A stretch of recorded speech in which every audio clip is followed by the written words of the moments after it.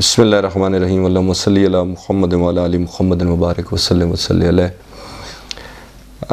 گزشتہ روز ایک کہیں پر بیٹھے ہوئے کسی صاحب نے بات کی، جس وقت میں آئی ایم ایف اور ورلڈ بینک اور یہ جو ایک قرضوں میں جکڑی معیشت اور اس حوالے سے بات کر رہا تھا، تو کہنے لگے کہ اصل تو جو ہے وہ اکانومی کی بات ہے، تو اگر ہماری اکانومی جو ہے وہ ٹھیک نہ ہو تو ہمارے پاس تو ٹینکوں کے لیے بھی ڈیزل نہیں ہوگا۔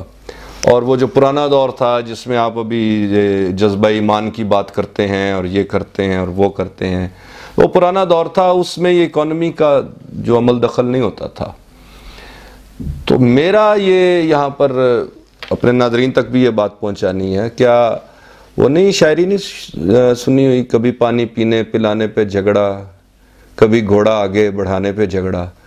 پرانے دور میں بھی جنگیں جو ہیں وہ اکانومی کے لیے ہوتی تھیں، چراگاہوں کے لیے ہوتی تھیں، پانی کے کنووں کے لیے ہوتی تھیں، لوگوں کی بھیڑ بکریوں مال غنیمت کے لیے ہوتی تھیں۔ کیا وہ ابو سفیان کا قافلہ ہمارے ذہن میں نہیں آ رہا، جس کے بعد پھر غزوہ بدر جو ہے وہ وقوع پذیر ہوتا ہے، وہ واقعہ ہوتا ہے؟ کیا ہمارے ذہن میں یہ نہیں آ رہا کہ وہ محاصرہ جو ہے، وہ غزوہ احزاب جسے ہم کہتے ہیں، جنگ خندق، انہوں نے ہمارا جو ہے وہ معاشی بائیکاٹ جو کس طرح سے محاصرہ ڈالا تھا مدینہ کا؟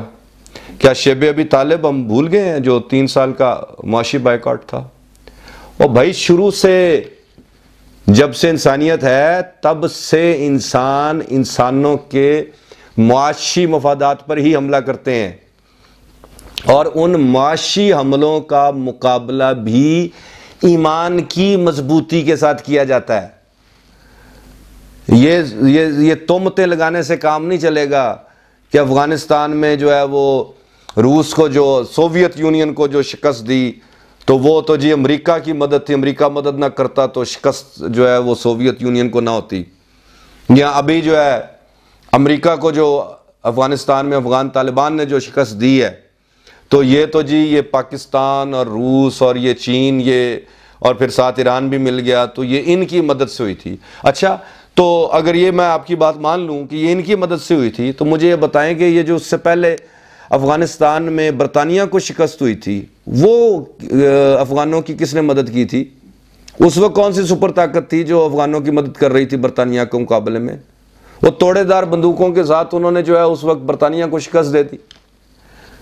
ایمان مضبوط نہ ہو تو کہیں سے مدد بھی نہیں آتی، یہ اللہ کہتا ہے۔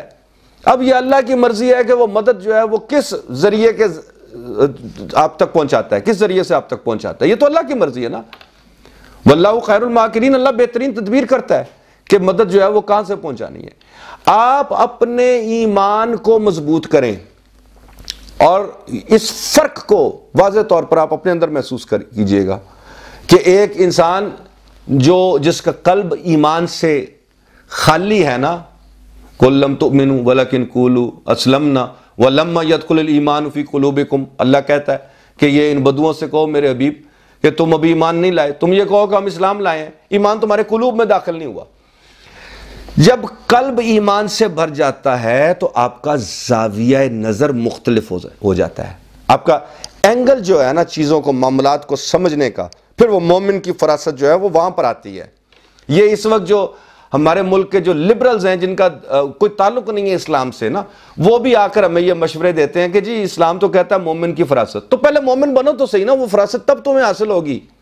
ایمان تمہارے قلوب میں ہے نہیں، نافرمان قلوب جو ہیں وہ مومنوں کو مشورہ دیتے ہیں کہ یہ چیز ایسے ہونی چاہیے، ایسے ہونی چاہیے۔ بالکل زاویہ نظر مختلف ہوگا معاملات کو سمجھنے کا، اور پھر معاملات کو حل کرنے کی تدبیر، اور پھر ان تدبیروں سے حاصل ہونے والے نتائج، اور پھر ان نتائج کے نتیجے میں جو ہے پیدا ہونے والے اثرات، یہ ساری چیزیں تب سمجھ میں آئیں گی جب قلب ایمان سے بھرا ہوگا۔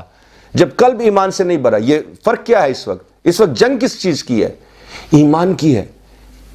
اللہ ایمان کی ہی تلقین کر رہا ہے، تو ہمیں ایمان کی طرف، یہ جو ہمارا جو ظاہری جو پریکٹسنگ اسلام ہے، جو ہم بظاہر جو ہے ہم کہتے ہیں کہ عبادات کے ذریعے سے جو ہے وہ ہم اظہار کرتے ہیں اپنے ایمان کا، تو یہ جو عبادات ہیں نا، یہ وہ جو قلب میں ایمان ہوتا ہے اس کے نتیجے میں جو وہ ایک گلستان جو کھلتا ہے وہ ہوتی ہیں.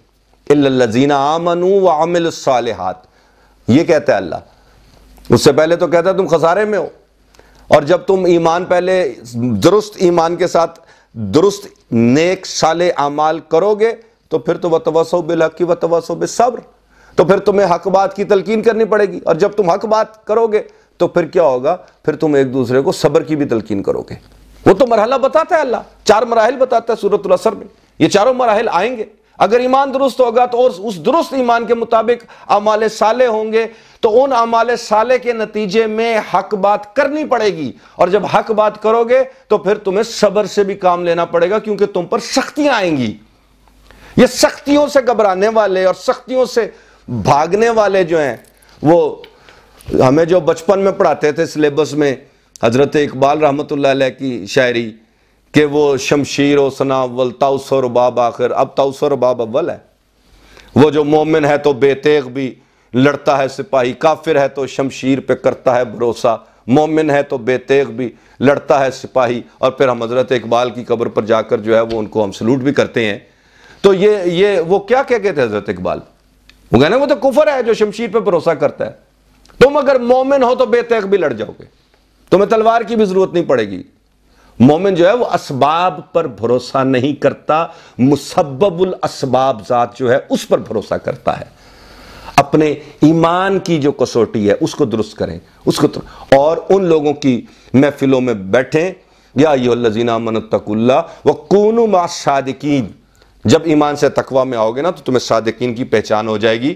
اور پھر صادقین کی صحبت اختیار کریں. جب ان کی سچوں کی صحبت میں بیٹھیں گے تو آپ کو پتہ چلے گا کہ مومن کی فراست کیا ہوتی ہے، اور مومن اپنی فراست کے ذریعے سے یہ معاملات جو پیش آتے ہیں ان کو کس طرح سے سمجھتا ہے، کس طرح سے ان کا حل تجویز کرتا ہے، اور کس طرح سے اس حل کے ذریعے سے نتائج پر پہنچتا ہے، اور پھر نتائج سے پیدا ہونے والے اثرات کو کس طرح سے سمیٹ کر اللہ کی مخلوق کو فائدہ پہنچاتا ہے.